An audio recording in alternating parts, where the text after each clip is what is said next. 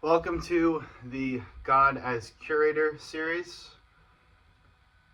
Haven't done one of these in a while, but I found an idea that I think really fits with what we've been discussing across this series.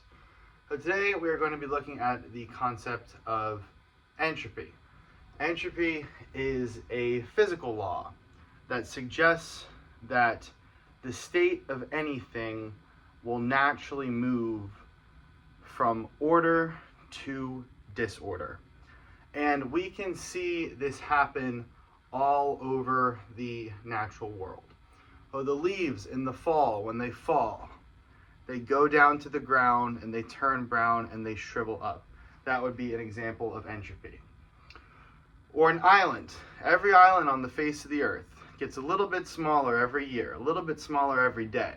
And that is erosion, the wind, the waves, all starting to deplete the island. And that'd be another example of entropy. And finally, we have space, the universe, as the materialists understand it.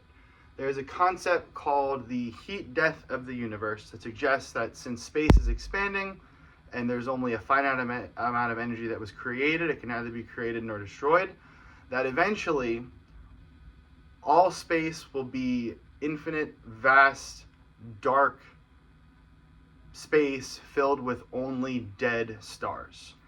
And these materialist scientists suggest that the heat death of the universe will be an example of entropy. And one of the clearest places where we can see entropy would be in the condition of the human body.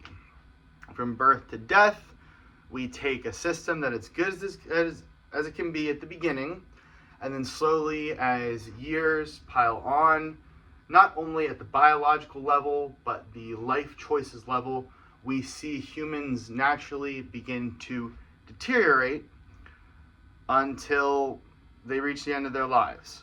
And this would be an example of entropy.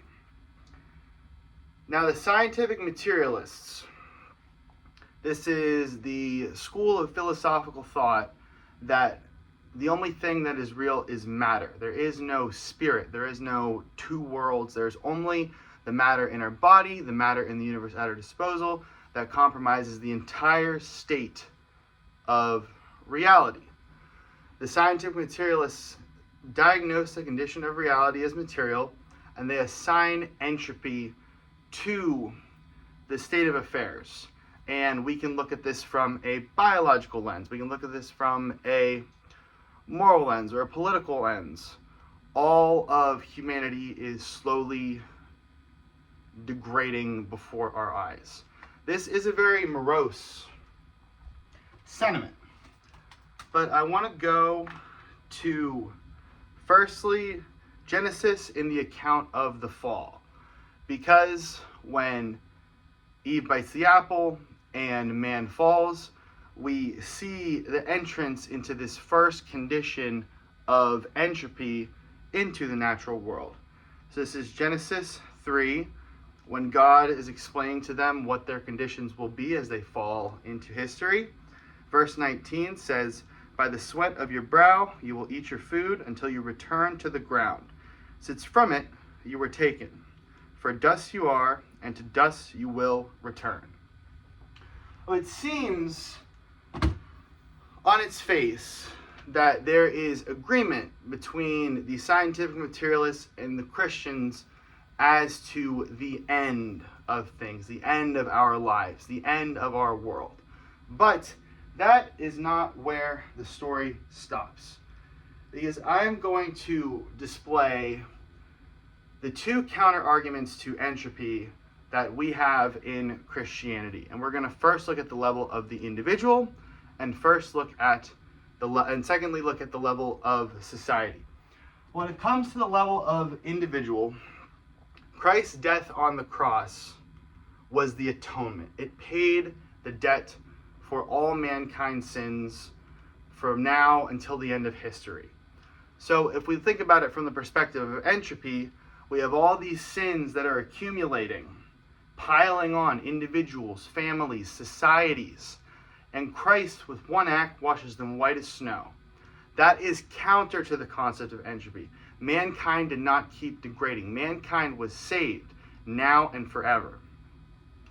And going to a verse I'm sure we're all familiar with, go to my next point, John 3:16, "For God so loved the world that he gave his one and only Son, that whoever believes in him shall not perish, but have eternal life." And this eternal life sounds very different than the situation that was described in Genesis, or the situation as is understood by the scientific materialists. Life does not stop with the death of the body. Life, for those who put their trust in God, goes on forever, eternally, impenetrable from any sort of entropy there could be. And now I want to talk about entropy on the level of society.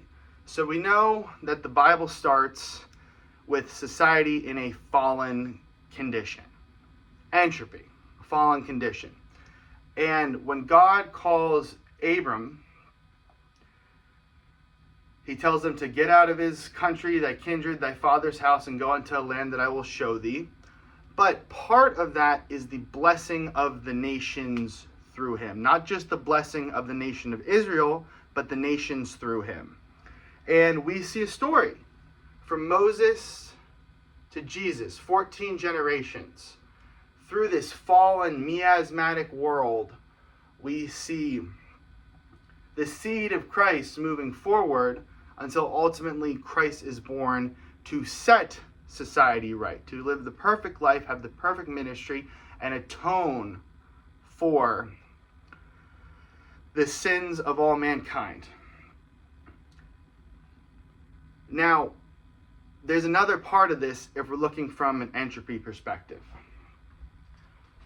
Christ describes the end of days in Matthew. And I want to start in verse 7. This is Jesus speaking. Nation will rise against nation, and kingdom against kingdom. There will be famines and earthquakes in various places. All these are the beginning of birth pains. Then you will be handed over to be persecuted and put to death, and you will be hated by all nations because of me. At that time, many will turn away from the faith and will betray and hate each other. And many false prophets will appear and deceive many people. Because of the increase of wickedness, the love of most will go cold. And what does that sound like? That sounds like entropy.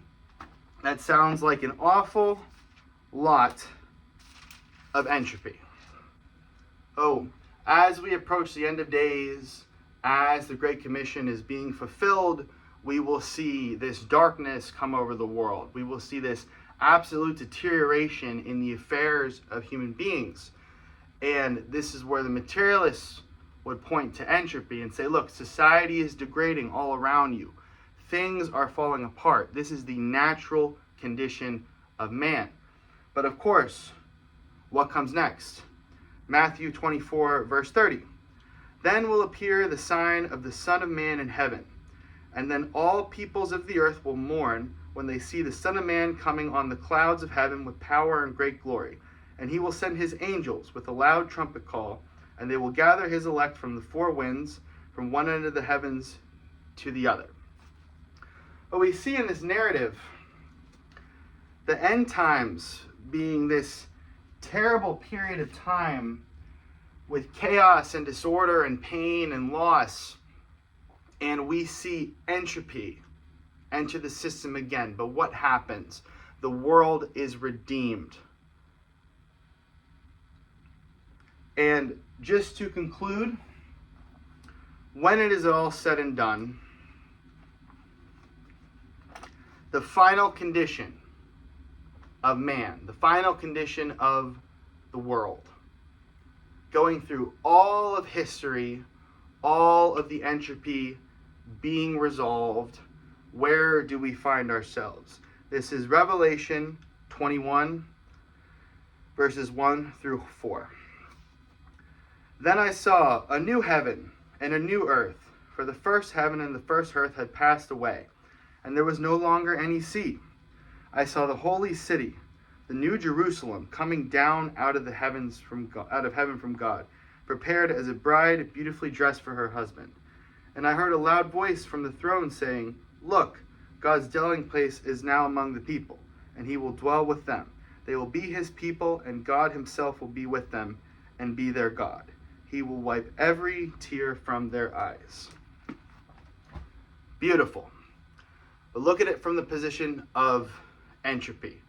We saw chaos enter the world in the fall, and we see the world redeemed through Christ and through revelation. In what I believe to be a complete and fruitful dismissal of the scientific materialist claims that entropy will cause the permanent degradation of man, the permanent degradation of this very universe we live in, until there is simply no more. I want to dedicate this lecture to Kiara. Thank you, and God bless.